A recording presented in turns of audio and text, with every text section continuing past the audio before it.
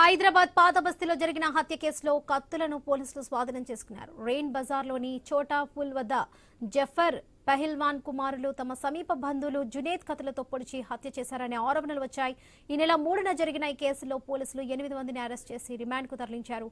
మరో 4 పరారులో ఉన్నారు. నిందితుల కోసం గాలిస్తున్న పోలీసులు వారి ఇళ్ల నుంచి కత్తులతో పాటు డాక్యుమెంట్లు స్వాధీనం చేసుకున్నారు.